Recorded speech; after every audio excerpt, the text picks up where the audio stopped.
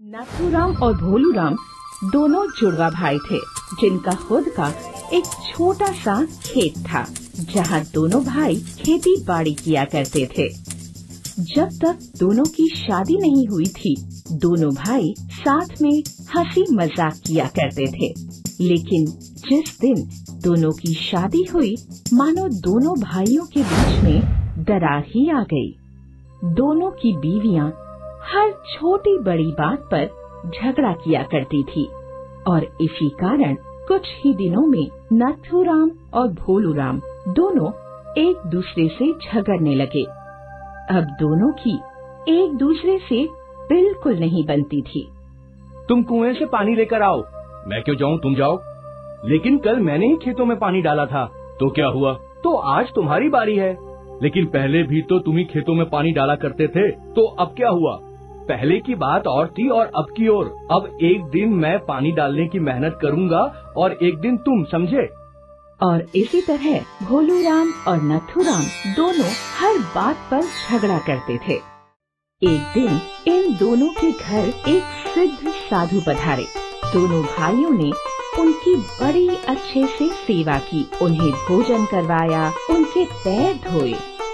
ये देख वो सिद्ध साधु इतने प्रसन्न हुए कि उन्होंने दोनों भाइयों को वरदान में एक इच्छा पूर्ति गाय दी। इच्छा पूर्ति गाय मिलने के बाद दोनों भाइयों और उनकी पत्नियों के चेहरे पर मुस्कान आ गई। सभी ने इच्छा पूर्ति गाय से अपनी अपनी इच्छाएं मांगी। मुझे गर्मा गर्म जलेबी चाहिए और मुझे एक टोपी चाहिए। मुझे कंगन चाहिए और मुझे एक हार। उन सभी को अपनी अपनी इच्छा के अनुसार चीजें मिल गयीं और वो सभी खुश थे। फिर हर दिन वो लोग अपनी मनपसंद चीजें मांग लिया करते थे। लेकिन एक दिन उन सब में फिर से झगड़ा हुआ। ये इच्छा पूर्ति गाय हमारी है। नहीं, हमारी है। नहीं नहीं, सिंध बाबा ने हमें दी है। अच्छा, आई बड़ी, हमें दी है ये इच्छा पूर्ति गाय। चारों फिर से झगड़ रहे थे। उन लोगों का झगड़ा इतना बढ़ा कि उन लोगों ने निर्णय ले लिया कि वो सिद्ध बाबा के पास जाकर इसका निष्कर्ष ढूंढेंगे। सभी लोग सिद्ध बाबा के पास गए और वो लोग उनके सामने भी झगड़ने लगे। सिद्ध बाबा को ये देख क्रोध आ गया। तुम सब के सब मूर्ख हो। तुम लोग इस इच्छा पूर्ति गाय के लायक नहीं हो। सिद्ध बाबा ने मंत्र पढ़े और वो इच्छा पूर्ति गाय गायब हो गई और फिर सभी का मुंह लटक गया। सिद्ध बाबा वहाँ से गायब हो गए। और इस कहानी से हमने ये सीखा कि अगर ये चारों आपस में खुश रहते तो इनकी हर इच्छा पूरी हो सकती थी। लेकिन इनके आपसी मन मुटाव के कारण इनके हाथों से इनकी अच्छी किस्मत भी बिगड़ गई। इसीलिए हमें हमेशा आपसी संबंध अच्छे बनाए रखने चाहिए। शराफत नगर साम्राज्य में मुन्ना चोर एक शातिर चोर था। आज तक उसे कोई पकड़ नहीं सका था। शराफत नगर के राजा बंजुमन सिंह ने ये ऐलान कर रखा था कि जो भी उस चोर को पहचान भी लेगा उसे तगड़ा इनाम दिया जाएगा, क्योंकि आज तक मुन्ना चोर को किसी ने देखा ही नहीं था। मुन्ना चोर को खुद पर बहुत भरोसा था, पर उसकी बीवी मुन्नी बहुत ही डरती थी कि पता नहीं कब वो राजा के सैनिकों के हाथ लग जाए। इसीलिए वो हमेशा ही उसे बुरा काम छोड़ने को कहती थी। ये क्या, आज फिर चोरी करने जा रहे हो? ये तो मेरा रोज का काम है। पर आज कल नवरात्रि के पावन दिन चल रहे हैं, कुछ दिन तो चोरी करने ना जाओ।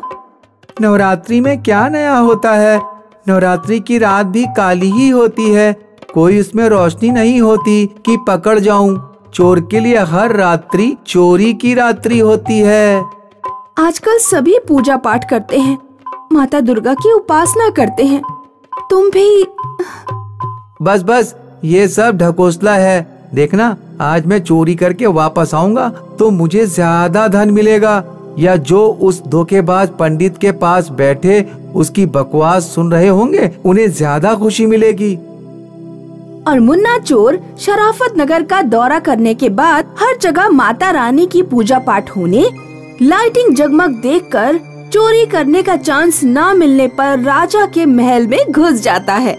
पूरे साम्राज्य में नवरात्रि की धूम है।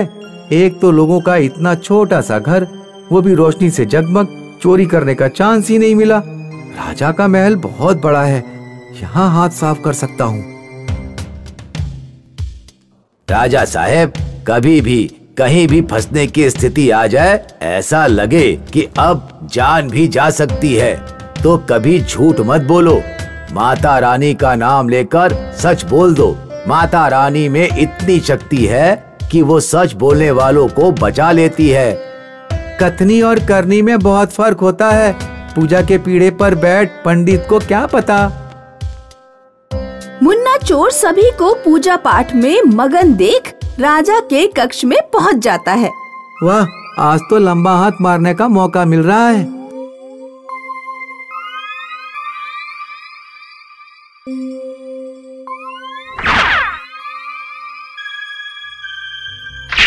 अरे वो देखो, राजा के कक्ष से कोई चोर चोरी करके भाग रहा है। अरे कहाँ गया? अभी तो यहीं था, हमारे आगे आगे। तो फिर यहीं कहीं होगा, ढूंढो। सैनिकों का ध्यान मुझ पर चला गया है, बचकर जाना मुश्किल है। सामान यहीं कहीं छिपा देता हूँ, फिर कल शिकायत के बहाने महल में आकर ले जाने की कोशिश करूंगा।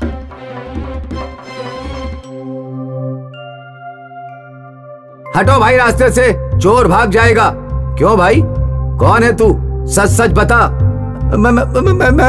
मैं वो क्या? अबे बता। कभी भी कहीं भी फंसने की स्थिति आ जाए, ऐसा लगे कि अब जान भी जा सकती है, तो कभी झूठ मत बोलो। माता रानी का नाम लेकर सच बोल दो। माता रानी में इतनी शक्ति है कि वो सच बोलने वालों को बचा लेती है। मेरी भी जान जा सकती है। माता रानी का नाम लेकर सच बोलकर देखता हूँ, और कोई चारा ही नहीं। अबे बोलता है कि निकालूं तलवार। कौन है तू? चोर हूँ मैं। अबे देख, मेरी दहाड़ से इतना घबरा गया कि खुद को चोर बोल रहा है। अबे कभी देखी भी है चोर की शक्ल? कैसा होता है? जा भाग जा। हाँ, वरना राजा को पता चल गया तो गुस्से में वो बेकसूर को भी लटका देते हैं। ये लो प्रसाद। जय माता दी। अरे रुको, कौन हो तुम? तुम तो पूजा में नहीं थे। मैं चोर हूँ, चोर। महाराज, ये मुझे पागल लगता है। हमने भी पूछा तो कह रहा था चोर हूँ। मैंने कहा चला जा, नहीं तो महाराज को पता चला तो लटका देंगे। सुनने के बाद भी खुद को चोर कह रहा है। देखो इसकी इतनी हिम्मत। मगर इसने चुराया क्या? इसने कुछ नहीं चुराया महाराज, ये तो खाली हाथ मिला। चोर जिस रास्ते से गया था, उसी रास्ते से ये वापस आ रहा था। इसने चोर को देखा होगा तो डर के मारे इसके मुंह से निकल गया, चोर हूँ। अगर तुम चोर हो तो बताओ, तुमने चोरी का सामान कहाँ छुपाया है? वरना कभी भी कहीं भी फंसने की स्थिति आ जाए, ऐसा लगे कि अब जान भी जा सकती है, तो कभी झूठ मत बोलो। माता रानी का नाम लेकर सच बोल दो। माता रानी में इतनी शक्ति है कि वो सच बोलने वालों को बचा लेती है। मेरी भी जान जा सकती है। माता रानी का नाम लेकर एक बार फिर सच बोलकर देखता हूँ, और कोई चारा ही नहीं। बताता हूँ, आइए। मुन्ना चोर के राजा तथा सैनिकों को वहाँ से ले जाता है, जहाँ चोरी का सामान छुपाया था। कमाल की जगह है। हम राजा होकर भी आज तक ये जगह देख नहीं पाए, और तुमने देख ली। इसने नहीं देखी होगी महाराज। कहा ना, चोर इस तरफ से आया था, इसने चोर को छुपाते हुए देख लिया होगा। नहीं महाराज, वो। मैं समझ गया महानुभाव, तुम्हें कहने की कोई जरूरत नहीं है। मैंने पिछले 40 साल से राजगद्दी संभाल रखी है। आज तक किसी चोर ने अपने मुंह से नहीं कहा कि वो चोर है। इसका मतलब तुम मजाक कर रहे हो। माता रानी के दिनों में तुमने अपनी ईमानदारी से मेरे पिताश्री की दी निशानी, ये जवाहरात मुझे वापस किए। इसलिए मैं तुम्हें ये 9 लखा हार इनाम में देता हूँ। ऐसे ईमानदार इंसानों की इस महल में बहुत जरूरत है।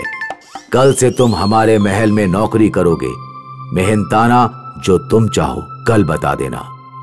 राजा की बात और नवी का हार इनाम में देख वो खुश हो जाता है।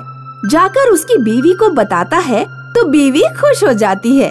तो वो कहता है, तुमने सच कहा था मुन्नी, नवरात्रि के दिनों में माता का नाम लेना चाहिए। आज मैं मान गया। अगर सच्चे दिल से माता का नाम लेकर सच बोल दो तो माता जरूर मदद करती हैं।